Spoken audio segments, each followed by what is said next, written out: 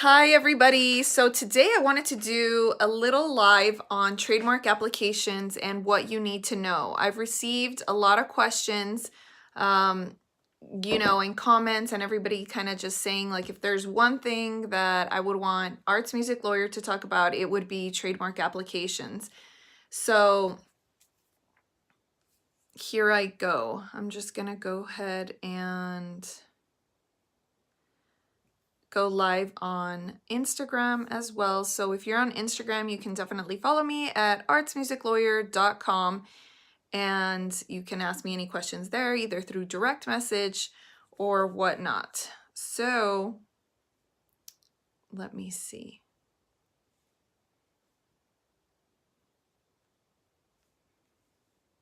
So if there's anybody who is watching live right now, I welcome you to ask me any questions relating to trademark applications, because I would be happy to answer them.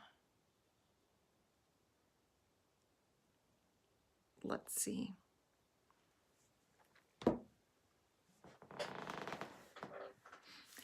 Hey everybody, so I'm on here answering questions about trademark applications, and so I'm going to give you a quick rundown about trademark applications generally. And so I think the big question is, who needs a trademark application? So if you are starting a brand, if you're starting a business, you can always trademark the name, the logo, and the slogan. You can also trademark sounds, but we're not going to be talking about registering sounds as a trademark today.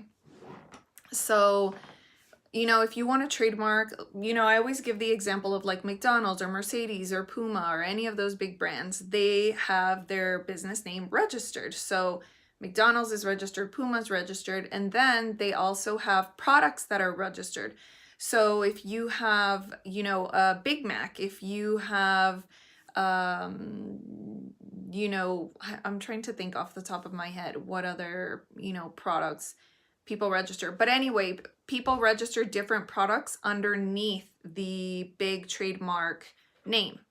So then you can also register the slogan like "Just Do It," or, you already know what a slogan is. So those are the things that you can register. Now, if you do not want to register any of those things, then you can also register sounds. But like I said, we're not going to be talking about registering sounds today. We're just going to be talking about registering names and logos.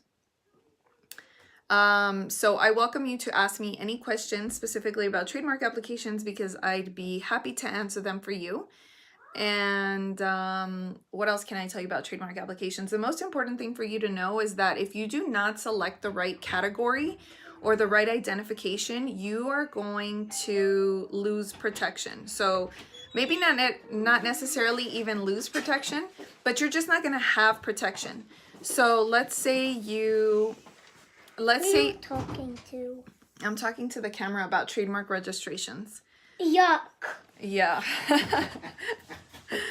So like I was saying, like if you sell, a software, and then you register the software under, like computers or something like that. Well, it's not necessarily a computer. And so most people think, oh, because I selected the identification under computers or electronics or something like that, that I'm good to go. But that's not necessarily the case. A software is not the same thing as having a computer. And so you always want to make sure that you're selecting the exact ID, the exact class that your product or service is going to be used in. That is super, super important. So if you don't remember anything else from this live, that's the one thing that you need to remember. Another thing that people commonly mess up on, they mess up on a lot of things. They mess up on the specimen. Sometimes they just mess up, generally speaking, when it comes to... Mama, I made a passport. Oh, that's great. Do you think you could give me just a little bit of a break so I can explain to everyone what a trademark application is? Mila! Stop taking my So the other really, really important thing to take note of is the dates of first use. That's something that people mess up on all the time. They think that the date of first use can be any date. And the date of first use is the date of first use in commerce and the date of first use anywhere. So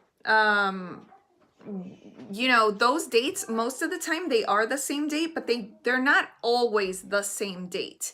But, you know, use in commerce is has a definition all of its own. So when the trademark office asks what's your date of first use, there's like a definition within that question. So if you don't know what that definition is, then 9 times out of 10, you might answer it incorrectly. And then I've had people say, well, I'm not actually using it yet, but it's okay. We can just include the date. And I say, no, no, no. Like, it doesn't work that way. You know, it's not what the definition is according to you. It's what is the definition according to the trademark office. And so everyone says, well, you know, I read through the application rules. I read through the requirements. I'm pretty sure I'm good. And I know exactly what I'm doing. And so, you know, you just gotta let people find out the hard way sometimes when they don't want to listen to you. And then, you know, like I came across somebody who wanted to, you know, register their name. And that's a whole separate issue because there are rules that you have to follow if you want to register, you know, your own personal name. And so anyways, they wanted to register their name and they said, oh yeah, well, I've been using my name, you know, for as long as I can remember. And, you know, we always kind of sigh a little bit because, you know, this is an example of somebody who's not familiar with the rules. So, you know, the rule says that there has to be a use in commerce associated with the application and associated with the registration. So if you're wanting to register your name, awesome. But do you have a business or has that name been used in commerce? Have you been selling anything under your name? Have you been selling courses? Do you have a service-based business?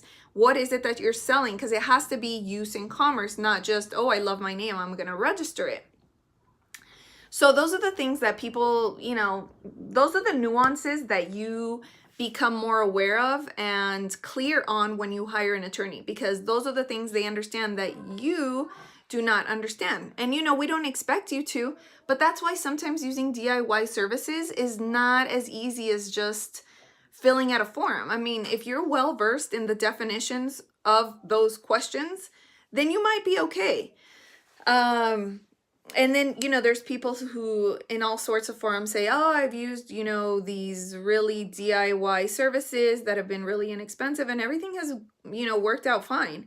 And sometimes I just say, well, I think this is luck, because if you repeated that process 4 or 5 times, chances are that you might mess up one of those times. And, you know, if you were an expert in your field, then it would probably go through 5 out of 5 and, you know, you wouldn't have that one-off. So I always encourage you to, at the very least, ask a trademark attorney about your business name, about your slogan, or about registering a sound, or if you have a product, you know, all of those are possibilities in terms of a trademark registration.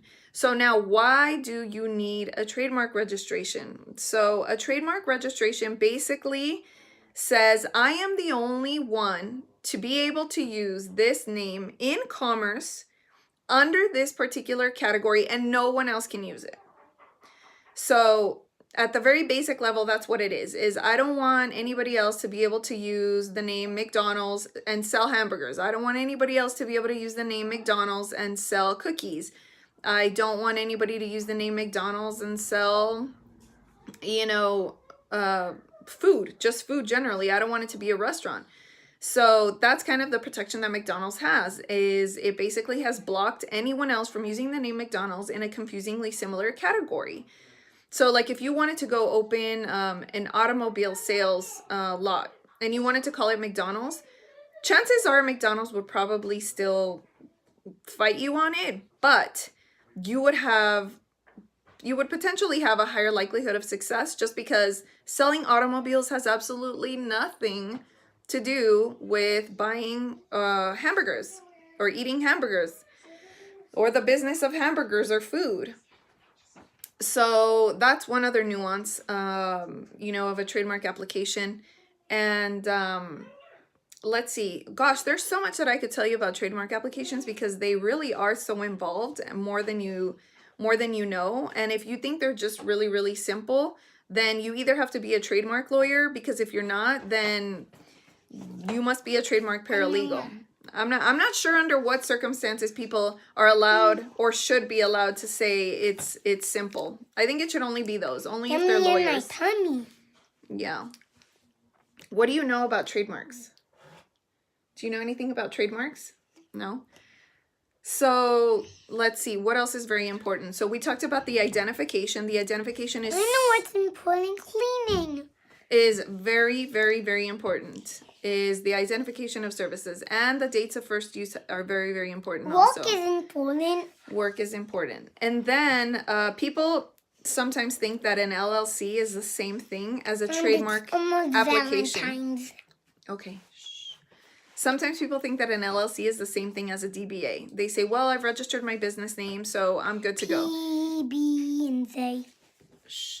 And so I always have to remind them that that is not the case. Just because you've registered as an LLC does not mean that it is the same thing as registering your business name.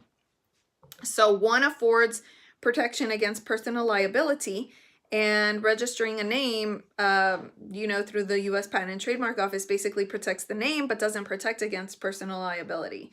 So if you want maybe detailed answers on some of these topics that we've covered, you can always go to my YouTube channel, which you can search for under Law Firm of Marcella Dominguez, 2 L's, and it'll pop up. I don't know if somebody who's on here wants to type that in real quick, but it's Law Firm of Marcella Dominguez, Marcella. And just to recap real quick, what we talked about is the most important things in the trademark application are definitely the category that you have chosen, because it has to be an accurate reflection of what you sell or the services that you offer, and also the dates of first use. The dates of first use are extremely important. And things that you can trademark, once again, are a business name, a logo, a slogan, and also a sound. Today, we just covered everything except a sound, and I think I will do another one of these lives where I kind of dig a little bit deeper into each of the subtopics about trademark applications, because it is a little bit more involved than you think. And as always, if you have any questions, you can just message me on here. So I hope you guys have a good day, and I hope that gave you a little bit more of an understanding of trademark applications.